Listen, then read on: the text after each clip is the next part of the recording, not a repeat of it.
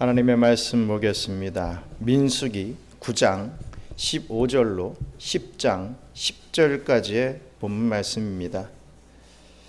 우리 민수기 9장 17절과 18절 이 두 절만 함께 봉독하겠습니다. 구름이 성막에서 떠오르는 때에는 이스라엘 자손이 곧 행진하였고 구름이 머무는 곳에 이스라엘 자손이 진을 쳤으니 이스라엘 자손이 여호와의 명령을 따라 행진하였고 여호와의 명령을 따라 진을 쳤으며 구름이 성막 위에 머무는 동안에는 그들이 진영을 머물렀고. 아멘.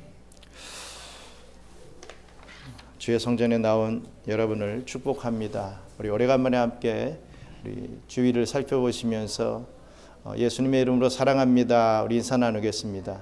예수님의 이름으로 사랑합니다. 예. 예. 오래간만에 우리 성전이 좀 든든해진 그런 느낌이 납니다. 너무 감사하고요. 하나님은 바른 신앙의 삶을 추구하는 교회에 반드시 또 부흥을 허락해 주실 것을 믿습니다. 저와 여러분들이 그러한 은혜와 축복을 다 받아 누리시면 참 감사하겠습니다.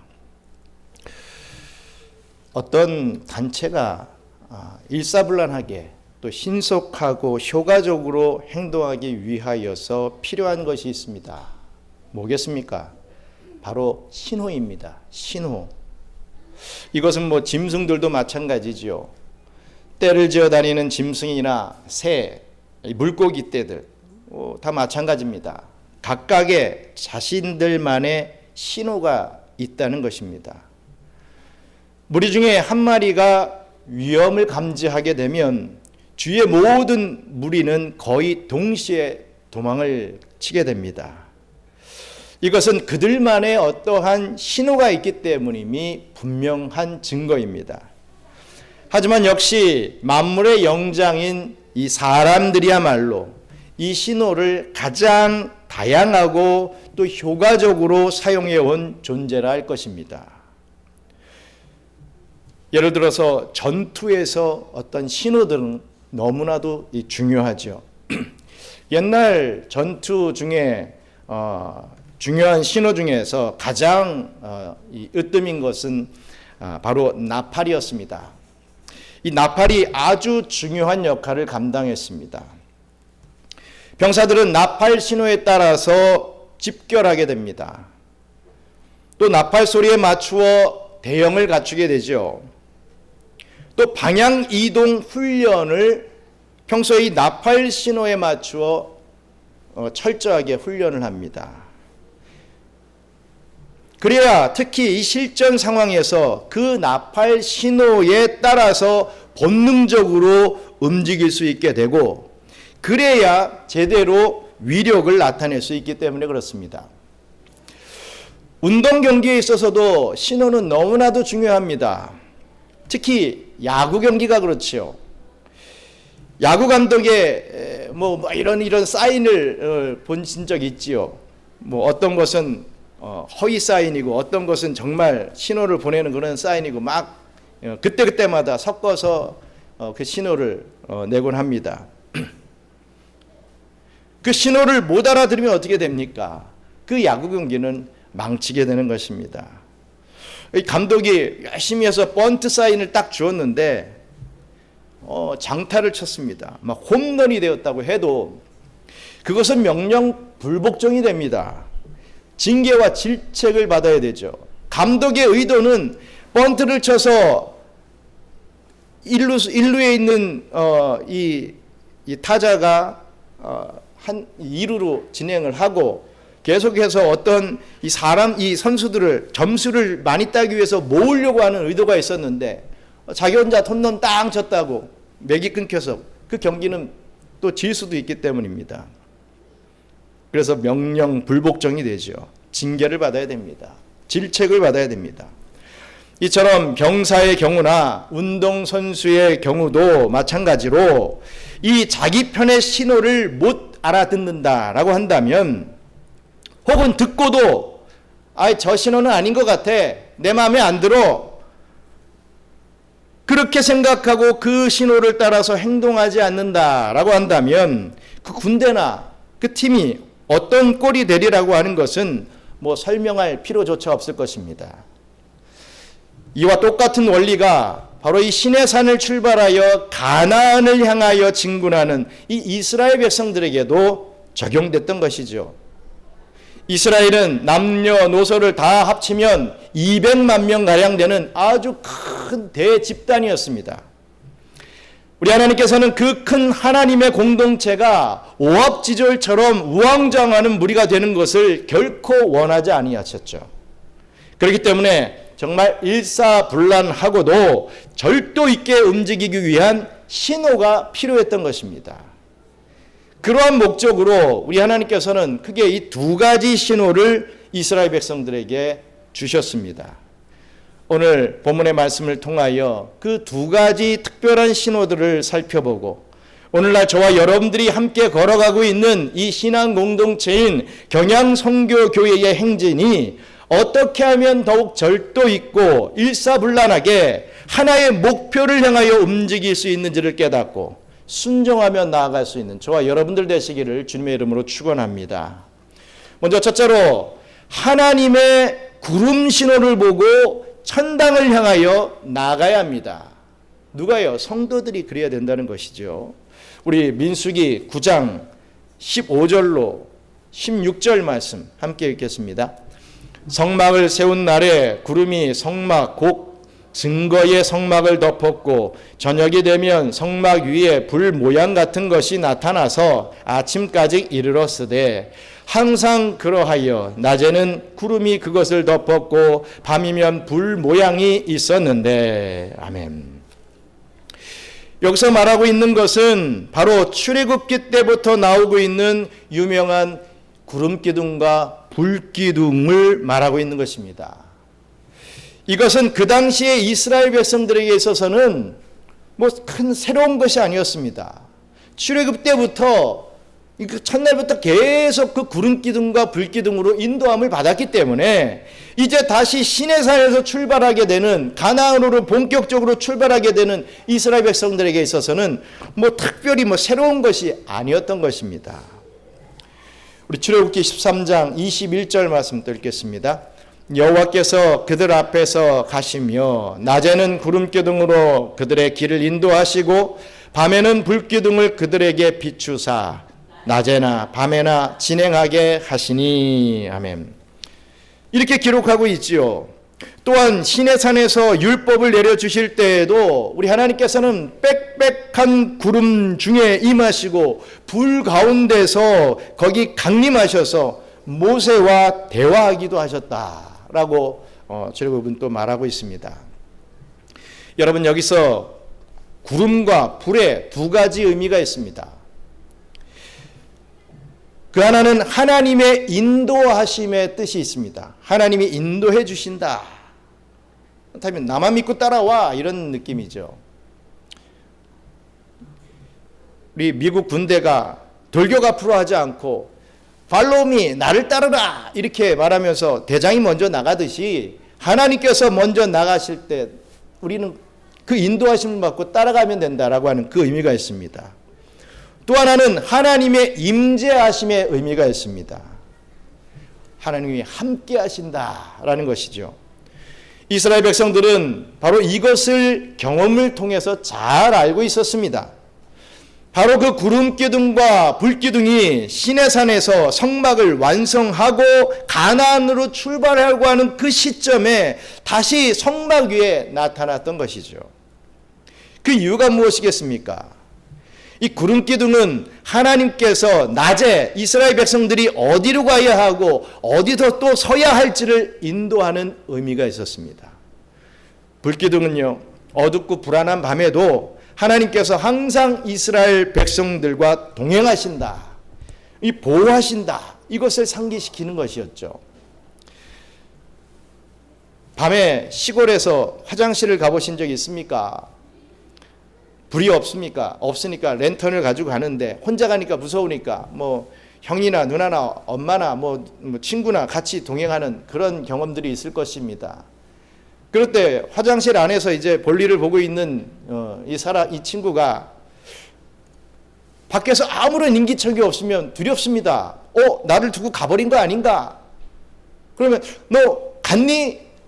너 밖에 있니? 이러면 어떻게 합니까? 랜턴을 비치면서 여기 있어 라고 해주지 않습니까? 그러면 안심하고 볼일을 잘 보고 다시 돌아가게 됩니다.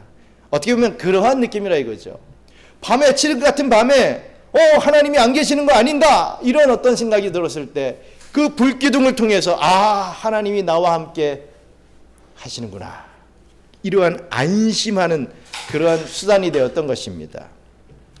이러한 신호, 이 구름기둥과 불기둥의 신호에 바로 이스라엘 백성들은 어떻게 반응했겠습니까?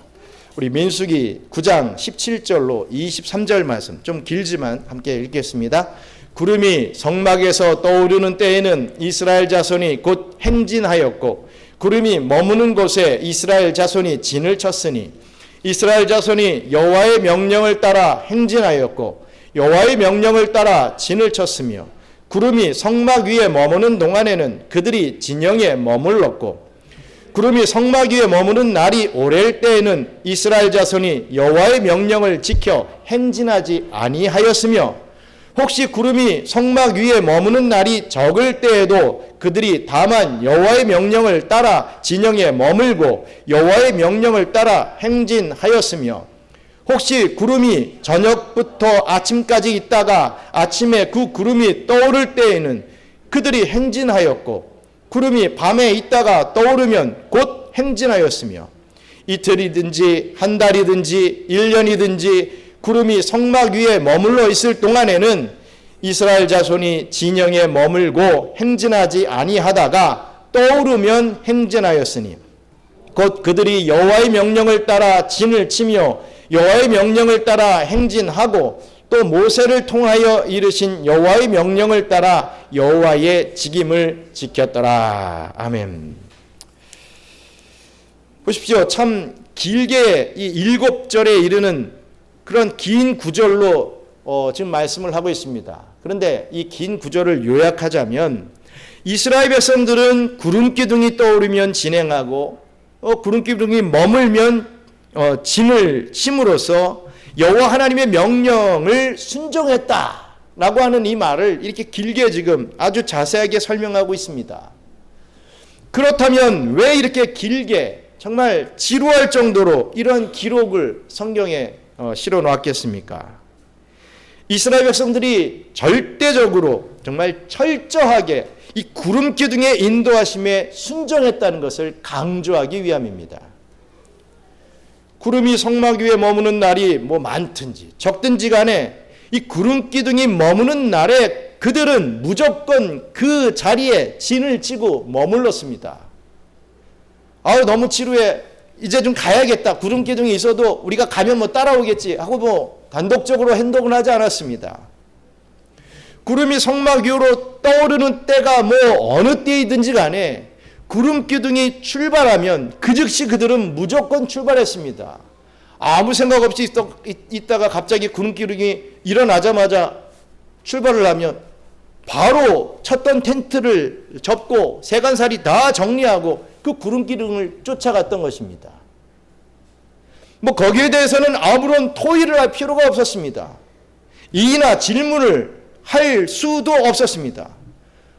오직 즉각적이고도 완전한 순종만 있을 따름이었죠. 여러분 왜 그렇게 했겠습니까? 오늘 본문 말씀에 보니 구름이 떠오르는 때, 구름이 머무르는 동안이라는 이 말과 병행하여 이스라엘 자손이 여호와의 명을 쫓아 여호와의 명을 지켜 여호와의 명을 따라라는 표현들이 여기서 무려 8번이나 지금 반복되고 있는 것을 봅니다. 제일 마지막 23절에 보시면 그들이 여호와의 명을 따라 여호와의 직임을 지켰더라 라고 이렇게 되어 있는데 여기서 이 직임이라고 하는 이 단어는 이 번역을 하면 이 지시라고 번역을 해야 될 것입니다. 오더라고 하는, 우리가 식당에서 오더 이렇게 표현을 쓰듯이 이 오더라고 하는 거죠. 명령이라고 하는 것입니다. 다시 말해서 구름 신호는 곧 여호와 하나님께서 직접 내리시는 명령 그 자체였다는 것이죠. 그러므로 이스라엘 백성들에게 있어서 하나님의 인도하심이란 것은 무슨 선택 사양 종목이 될 수가 없었습니다.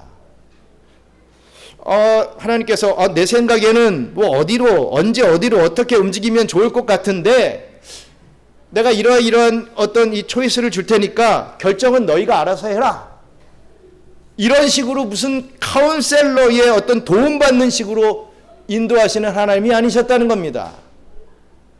이 길이다 라는 말씀이 떨어지면 그것을 곧바로 이 길로 가라 라고 하는 명령과 동의어로 받아들이는 그 한 가지 선택만 있었을 뿐이라는 것이죠. 그처럼 구름 신호만 따라가면 결국 어디로 가는 것이겠습니까? 바로 가나안 땅으로 들어갈 수 있었던 것입니다. 그것은 이스라엘 백성은 물론 모세도 처음 가는 땅이었습니다. 이끌고 가는 모세다, 딸려가는 이 쫓아가는 이스라엘 백성들이나 이 가나안 땅은 다 처음 들어가는 땅이었다는 거죠. 하지만 그들은 그 가나안의 어떤 가는 길의 지리를 모른다고 해도 걱정할 필요가 없었습니다. 그들은 그저 그 구름만 무조건 따라가면 되었기 때문입니다. 나머지는 그 구름 신호, 그 출발 명령과 방향 지시를 내리시는 우리 하나님께서 다 알아서 하시는 일이었기 때문입니다. 그렇다면 오늘날의 성도들에게 주어지는 이 구름과 불기둥의 신호, 오늘 우리에게 하나님께서 직접 주시는 그 인도와 인재의 신호는 과연 무엇이겠습니까? 그것은 바로 성경과 성령의 신호입니다. 오늘도 우리 하나님께서는 성경을 통해 우리가 가야 할 길, 우리가 서야 할 곳을 인도해 주시고 성령을 통하여 항상 지키고 보호해 주시는 그러한 분이십니다. 우리가 해야 할 것이 무엇인지, 우리가 하지 말아야 할 것이 무엇인지에 대하여서 성경 말씀이 우리에게 지시해 주지 않는 것이 단 하나라도 있겠습니까? 우리의 모든 인생 진로와 모든 행위에 대하여 성경 말씀은 우리에게 정확무오하게 가르쳐주고 계십니다. 모름지기 믿는 신자라는 사람이 이 뚜렷한 신호를 읽지도 않고 듣지도 못해서야 그 신앙 행로라는 것이 어떻게 제대로 나아갈 수가 있겠느냐라는 것입니다. 하나님 믿습니다 하고 교회를 출석하고 믿음 생활한다는 사람들이 성경 말씀의 그 신호를 깨닫지 못한다고 한다면 어떻게 이 가나안으로 갈 수 있겠느냐라는 것입니다. 또한 믿는 신자가 그처럼 말씀 신호를 따라 살고자 할 때 보혜사 성령님께서 늘 함께 동행하시며 임재해 주십니다. 이 신호를 볼 줄 모르는 사람은 항상 좌불안석이 될 수밖에 없는 것이 당연한 것 아니겠습니까? 교회 생활을 해도 그것을 통해 영적으로 항상 편안하게 사는 그 은혜로운 머무름의 안도감은 이 신호를 모른다고 한다면 도무지 그것에 대한 어떤 이 안도감을 모르는 그러한 존재가 되고 마는 것입니다. 일단 성경 말씀의 신호를 받게 될 때 우리는 그것을 어떤 상담이나 어떤 조언 정도가 아니라 바로 명령으로 받을 줄 알아야 할 것입니다. 신호라고 하는 것은 바로 명령이기 때문입니다. 병사나 선수가 그 받은 신호에 대하여서 이의를 제기하거나 질문하고 어쩌고 할 여유가 있을 수 있겠습니까? 막 총탄이 날라오고 이 신호를 잘못 지키면 경기 자체가 망하는데 지게 되는데 어떻게 이게 왜 이렇습니까? 왜 총은 이렇게 써야 됩니까? 왜 내가 번트를 내야 됩니까? 나는 홈런 타자인데 이러면 그럴 여유가 어디 있겠습니까? 신호란 그것을 듣는 병사나 선수가 1초도 지체하지 않고 즉각 반사적으로 따라야 할 절대 명령이요 시급한 명령인 것입니다. 하나님의 말씀을 대할 때 그대로 하면 좋게 하겠지. 뭐 좋기야 뭐 좋겠지. 이런 식으로 슬쩍 넘어가 버리는 것이 우리의 신앙생활에 얼마나 큰 장애물과 암초가 되고 있는지를 우리는 깨달아야 할 것입니다. 우리 신자들이 그 성경의 신호만 따라가면 여러분 그 끝이 어디가 되겠습니까? 그것은 바로 천당입니다. 이스라엘 백성들에게 가나안 땅이 생소한 곳이었던 것처럼 저와 여러분들 역시도 이 천당이라고 하는 곳에 아무도 가보지 못했습니다. 혹시 천당 갔다 오신 분 계십니까? 없습니다. 우리는 가보지 못한 것을 우리 지금 함께 나가고 있는 것이죠. 우리 모두에게 이 천당이라고 하는 것은 다 미지의 세계이며 처음 가보는 길입니다. 보통 이 천당을 믿지 않는 목사들은요, 이 천당과 지옥에 대해서는 설교를 안 합니다. 그냥 이 땅에서 너의 문제 해결, 너의 병이 고쳐져야 된다. 네가 잘 살아야 된다. 행복해야 된다. 힐링이 돼야 된다. 이런 것만 얘기를 하죠. 그래서 오늘날의 교회에 다니는 성도들이 천당과 지옥을 제대로 모르는 경우들이 너무나도 많이 있습니다. 물론 저와 여러분도 이 천당을 가보지 못했기 때문에 모릅니다. 하지만 성경이 분명히 말씀하고 있고 우리는 그 명령을 쫓아가기만 하면 된다는 것이죠. 우리가 아무런 걱정이 필요 없는 이유는 또 어떤 길 안내자나 이정표가 뭐 필요하지도 않는 그런 이유가 있다는 것입니다. 바로 하나님께서 이 광야 같은 세상에서도 당신의 택자들이 방황하거나 곁길로 빠지지 않고 그 영광스러운 하늘 아버지의 집 문 앞까지 정확하게 도달하도록 하기 위하여서 이 성경 말씀의 신호와 성령 감동의 신호를 친히 우리에게 부단히 보내주고 계시기 때문입니다. 신자가 이 성경 말씀만 따라서 살면 교회가 오직 성경 중심으로 진행하기만 하면 그 종착점은 어김없이 저 천당의 12진주문이 되고야 말 것입니다. 성경의 인도와 성령의 임재하심이 이것이 좋다, 이것이 옳다라고 인도할 때마다 그 말씀을 곧바로 이렇게 해라, 이렇게 살아라 라고 하는 여호와의 명령으로 듣고 순종함으로써 그 은혜로운 신호가 이끌어가고 있는 저 천당을 향하여서 이 중에 단 한 명도 낙오하지 않고 온전히 나아갈 수 있는 저와 우리 경영의 성도님들 되시기를 주님의 이름으로 축원합니다. 또 둘째로 나팔 신호를 따라서 교회 중심의 생활에 일사불란하게 움직여야 됩니다. 우리 민수기 10장 1절로 12절 말씀 같이 읽겠습니다. 여호와께서 모세에게 말씀하여 이르시되 은나팔 둘을 만들되 두들겨 만들어서 그것으로 회중을 소집하며 진영을 출발하게 할 것이라. 아멘.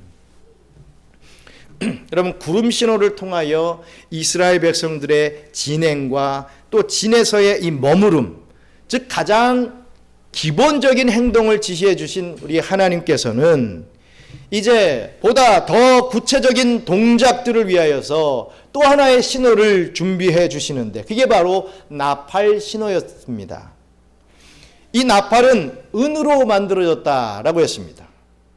그것은 동물의 뼈로 만든 것보다도 더 청아하고 높은 소리를 낼 수 있는 것이었죠. 그래서 똑바르고 길쭉한 관으로 되어 있었으며 그 끄트머리가 넓게 펴져 있는 그런 모양으로 만들어졌습니다. 오늘날의 금관 악기들과는 달리 이 은나팔은 높이를 조절하는 밸브 장치가 없기 때문에 보통 4개 정도의 음을 낼 수 있을 뿐이라고 했습니다. 성경에 보면 나팔 소리 역시도 하나님 자신의 음성을 상징할 때 자주 등장하는 것이죠. 아까 언급했던 이 시내산에서의 이 율법을 내려주실 때에도 출애굽기 19장에 보시면 나팔 소리와 함께 하나님의 음성이 들렸다라고 했습니다. 또 예수님께서 반모섬에서 사도 요한에게 계시의 말씀을 주실 때에도 우리 계시록 1장에 보면 나팔 소리와 같은 음성으로 말씀하셨다라고 했습니다. 또 그리스도께서 재림하실 때는 어떻습니까? 역시도 나팔 소리가 먼저 울려 퍼질 것이다 라고 하는 그런 말씀이 성경 여러 군데 언급되고 있는 사실입니다. 하지만 여기서 그 나팔, 그 은나팔 둘은 이 제사장들이 불도록 되어 있었습니다. 은나팔 둘을 만들게 하신 것은 바로 그 당시 제사장들은 아론의 두 아들밖에 없었기 때문에 그 은나팔을 두 개를 만든 것입니다. 이처럼 나팔은 제사장이 부는 것이었지만 이건 역시도 궁극적으로 하나님의 지시를 따라 내려진 신호였습니다. 여러분, 그렇다면 그 나팔 신호는 무엇을 위한 것이었겠습니까? 우리 본문 민수기 10장 3절로 10절에 그 해답을 주고 있습니다. 우리 같이 한번 읽겠습니다. 나팔 두 개를 불 때에는 온 회중이 회막 문 앞에 모여서 내게로 나올 것이요, 하나만 불 때에는 이스라엘의 천부장된 지휘관들이 모여서 내게로 나올 것이며, 너희가 그것을 크게 불 때에는 동쪽 진영들이 행진할 것이며, 두 번째로 크게 불 때에는 남쪽 진영들이 행진할 것이라. 떠나려 할 때에는 나팔 소리를 크게 불 것이며, 또 회중을 모을 때에도 나팔을 불 것이나 소리를 크게 내지 말며, 그 나팔은 아론의 자손인 제사장들이 불지니 이는 너희 대대의 영원한 율례니라. 또 너희 땅에서 너희가 자기를 압박하는 대적을 치러 나갈 때에는 나팔을 크게 불지니 그리하면 너희 하나님 여호와가 너희를 기억하고 너희를 너희의 대적에게서 구원하시리라. 또 너희의 희락의 날과 너희가 정한 절기와 초하루에는 번제물을 드리고 화목제물을 드리며 나팔을 불라. 그로 말미암아 너희의 하나님이 너희를 기억하시리라. 나는 너희의 하나님 여호와니라. 아멘. 아까 말씀드린 대로 이 은나팔은 소리 낼 수 있는 음의 수가 제한되어 있다라고 했습니다. 그렇기 때문에 그 대신에 부는 방법을 다양하게 함으로써 여러 가지 종류의 신호를 만들어낼 수 있었던 것이죠. 나팔 둘을 같이 불거나 혹은 하나만 불거나 함으로써 그 소리의 크기를 다양하게 할 수 있었습니다. 또는 평범하게 불거나 혹은 울려서, 즉 짧은 스타카토가 반복되게 하는 식으로 불어서 이 그 소리의 음색을 다양하게 만들 수 있었던 것이죠. 그렇게 함으로써 여러 종류의 신호를 만들었는데 그 구별되는 나팔 소리에 따라서 백성 전체가 집합하기도 합니다. 대표자들만 또 집합하는데 나팔을 불면 알아서 듣고 대표자들만 나옵니다. 또 각 지파별 전진을 할 때 이 구분된 신호로 그것을 해낼 수 있었습니다. 또 전투를 위할 때는 큰 소리로 나팔을 불어서 이 전쟁하는 그런 모습들을 보여줄 수 있었고요. 그리고 각 절기의 제사에 이르기까지 정말 각가지 경우를 위한 신호들을 이렇게 만들어냈던 것입니다. 그러므로 이 나팔 신호는 구름 신호보다도 훨씬 더 다양하게 세분되어 있었음을 우리는 알 수 있습니다. 구름 신호는 그냥 출발하고 정지하는 그 정도의 신호일 뿐이었습니다. 물론 궁극적으로 가야 할 방향으로 인도하는 그런 엄청난 역할을 감당했었죠. 하지만 이 나팔 신호는 보다 더 구체적이고도 상세한 행동들을 이끌어내는 신호였던 것입니다. 그 나팔 소리에 따라서 이스라엘 백성들이 행동을 할 때 그에 따른 축복이 약속되어 있습니다. 혹시 아까 본문 읽으시면서 여기도 나와 있는데 무슨 축복이 약속되어 있는지 아시겠습니까? 그 나팔 소리에 따라 행동할 때 그에 따른 축복을 하나님이 약속하셨다는 거죠. 뭐겠습니까? 그것은 바로 여호와께서 기억해 주신다라고 하는 이 말씀입니다.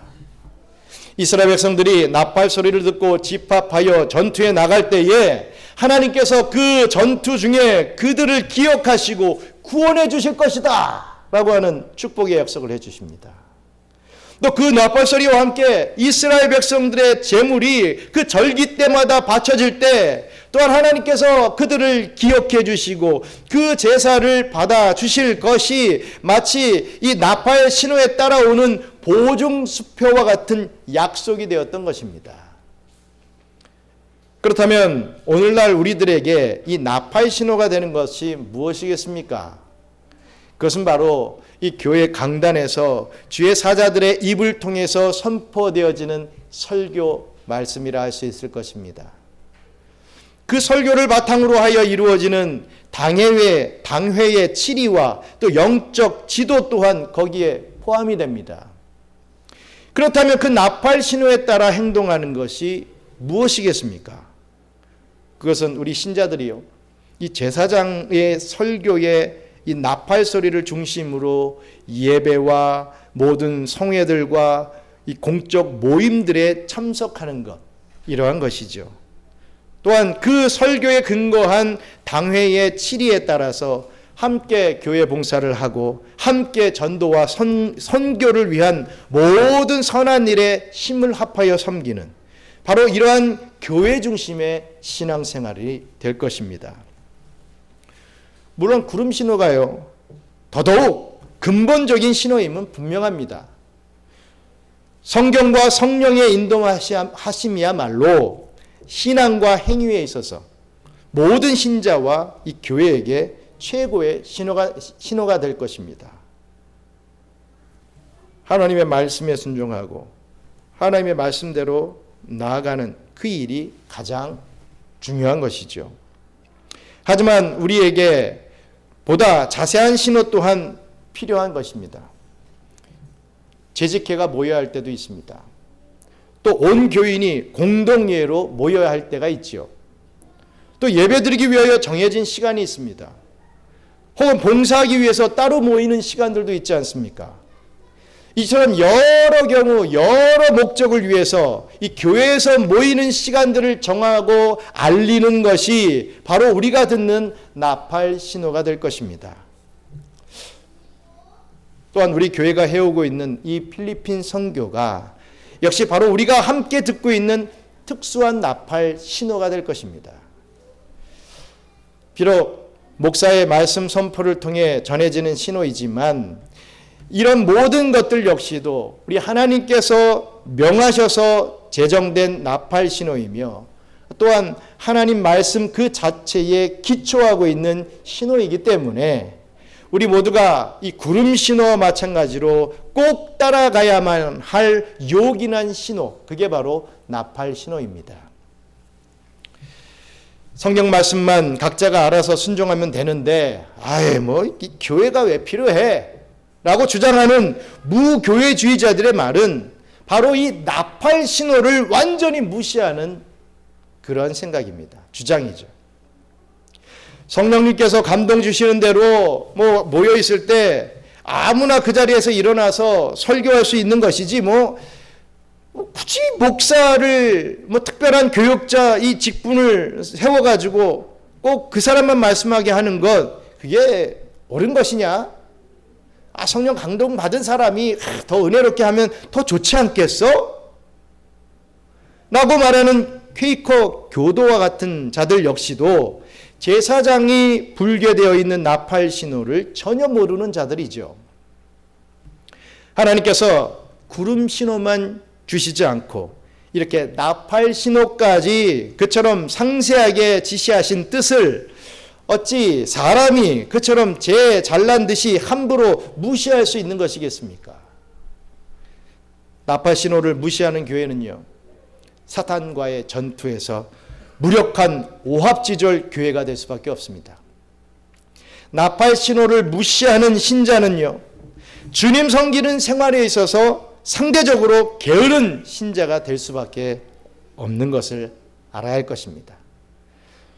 구름 신호는 가나안을 향해 전진하는 데 필요한 신호였지만 그 과정에서 절기 때에 드리는 예배도 드리고 절기 때에는 예배도 드리고 또 나가서 또 전쟁도 하는 그런 일이 있었습니다. 때로는 모여 회의하기 위해서 이런 나팔 신호는 꼭 필요한 것이었죠. 바로 그 때문에 우리 하나님께서 친히 제사장들에게 그 신호를 가르쳐 주시고 시행하도록 만드신 것입니다. 신자가 바로 이 나팔 신호 또한 들을 줄 알고 그 신호에 따라 갖가지 구체적인 전투에 출전하고 또 절기를 지킬 때 바로 그처럼 교회 중심으로 신앙생활하는 성도를 우리 하나님께서는 어떻게 하신다고 했습니까? 좀 전에 여쭤봤죠. 어떻게 하신다고요? 그 나팔 소리를 듣는 성도들을 어떻게 하신다고요? 기억하신다. 2번이나 반복해서 여호와 하나님이 기억하신다라고 했습니다. 기억해 주시고 그 행하는 모든 일을 도와주시며 그 섬기는 모든 것을 기쁘게 받아주고 계시는 것입니다. 사랑하는 우리 경양선교교회 성도 여러분, 하나님은 당신의 백성들이 절대로 각계 전투하도록 하지 아니하시고 대오를 맞추고 진영을 짜서 가나안 행군을 하도록 하셨습니다. 그래야만이 각 개인이 광야에서 낙오하여 죽지 않습니다. 그래야만이 각 개인이 적과 만나게 되었을 때 전투력을 발휘하여 승리할 수 있기 때문입니다. 그러므로 그 광야 공동체 집단의 신호, 이 진군과 이 진에 머무는 이 유진의 신호, 집회 소집과 전투 준비의 그런 신호를 모르는 사람은 자연히 도태될 수밖에 없죠. 뒤처집니다. 결국 가나안 땅에 도달하지 못하고 광야에서 죽을 수밖에 없는 것입니다. 오늘 지상교회 이 교인들 중에도 그런 낙오자가 있을 것입니다. 아무리 교회 명단에 올라와 있어도 말씀 중심 이 말씀 중심의 신앙생활에 보조를 통 못 맞추는 교인들이 있기 때문입니다.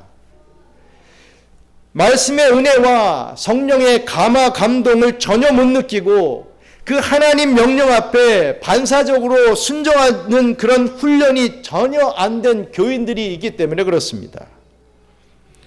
함께 어느 정도 줄까지는 간신히 맞췄지만 그 교회 중심 생활에 전체 대형의 줄을 통 못 맞추고 함께 출발하고 또 함께 공격을 시작하는 그 타이밍을 못 맞추는 그런 성도들이 있기 때문에 그들은 낙오가 됩니다.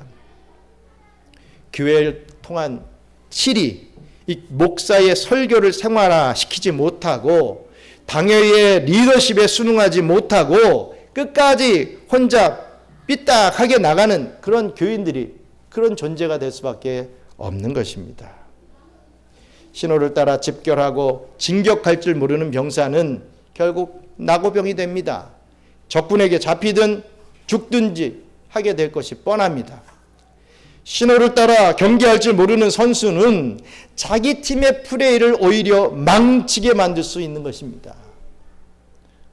4번 타자 이대호가 나는 뚱뚱하고 나는 달리기가 느려서 또 나는 홈런 타자인데 내가 어떻게 번트를 칠 수 있느냐라고 할지라도 감독이 번트해 하면 번트 치고 그 무거운 체중을 뒤뚱뒤뚱 하더라도 일루로 최선을 다해서 살려고 달려가야 되는 것입니다. 그 신호에 복종할 수 있어야 된다는 것이죠. 신호를 무시하는 선수가 속해져 있는 팀은 망할 수밖에 없습니다. 성경 말씀의 인도와 성령님의 임재라는 이 구름 신호를 모르는 자들은 결국 그 양심을 버리고 믿음에 파선하는 이 천당 구원에 도달하지 못하는 영원한 낙오병이 되는 것은 시간 문제일 것입니다. 교회 중심의 생활이라는 이 나팔 신호를 끝까지 따르지 않고 교회 전체의 팀워크를 파괴하는 교회는 결국 그 마지막에 악하고 게으른 종이 되어서 슬피 울며 이를 갈게 될 처지에서 헤어나오지 못하게 될 것입니다. 성부 하나님께서는 그 옛날 시내산에서 구름 가운데 임재하시고 나팔 소리와 함께 나타나셔서 율법의 말씀을 내려주셨습니다. 장차 우리 주 예수님께서도 구름 타고 오시며 나팔 소리와 함께 재림할 것입니다. 믿으시길 축원합니다. 구름과 나팔은 이처럼 하나님과 밀접하게 연관되어 있는 특별한 상징입니다. 이것은 어쩌면 우리가 성경 중심으로, 이 교회 중심으로 생활하는 것이 곧 하나님 중심의 생활로 직결되는 것과 일맥상통한 것 아니겠습니까? 우리는 구름 신호, 즉 성경의 명령과 성령의 인도하심 앞에서 무조건 순종할 줄 알아야 합니다. 또한 나팔 신호, 즉 교회 중심으로 이루어가는 여러 가지 성화와 봉사에 힘을 합하여 충성할 줄 알아야 할 것입니다. 여러분, 이 구름 기둥, 이 나팔 신호, 이것을 듣고 따라 살면서 이 생명의 신호를 보내주고 계시는 우리 하나님께서 예배해 놓으신 영원한 가나안, 저 천국에 꼭 함께 도착하게 되는 우리 경양선교교회 모든 성도님들 되시기를 주님의 이름으로 축원합니다. 우리 함께 기도하겠습니다.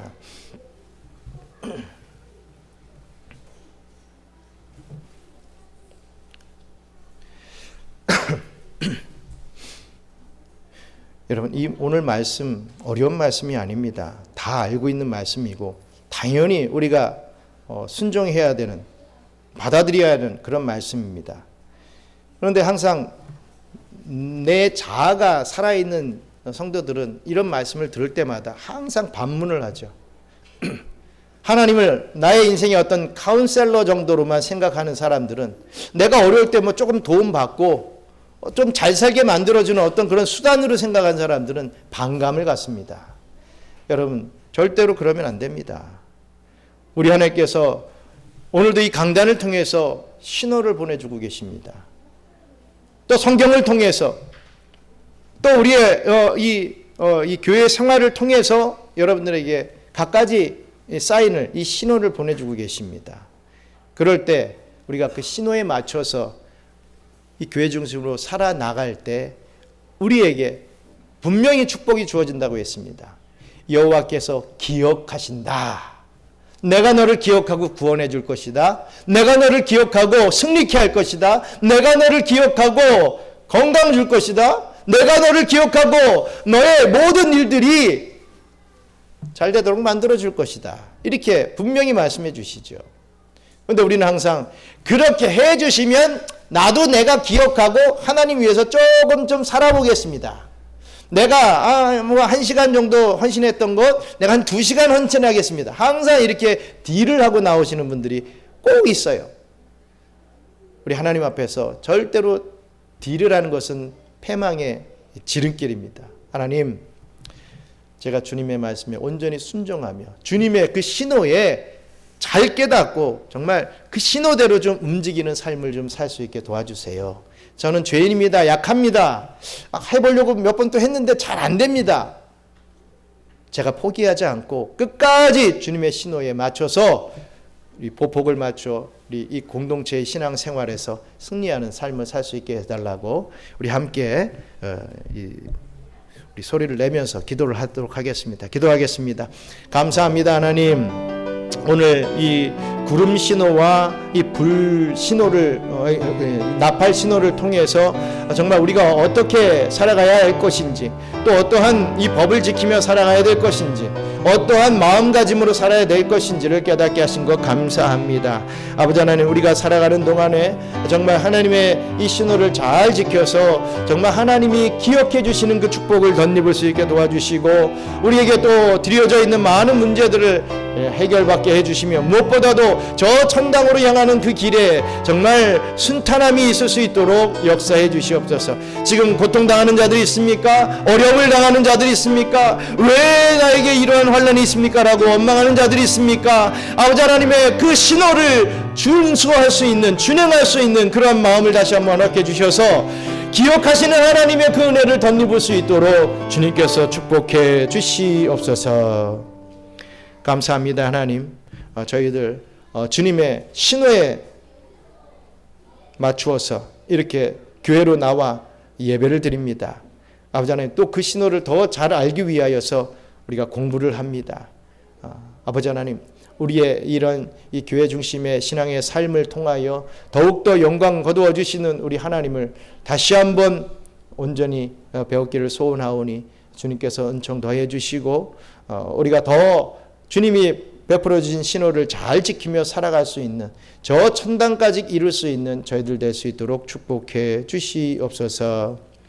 이제는 우리 구주 예수 그리스도의 은혜와 그 놀라우신 창조주 하나님의 사랑과 보혜사 성령님의 교통감화 위로 충만하심이 하나님이 보여주시는 구름 신호와 나팔 신호를 정확히 인지하고 저 천국을 바라보며 교회 중심의 바른 신앙생활을 온전히 해나가기를 소원하는 경양선교교회 모든 성도들 머리머리 위에 이제로부터 영원토록 함께 있을지어다. 아멘.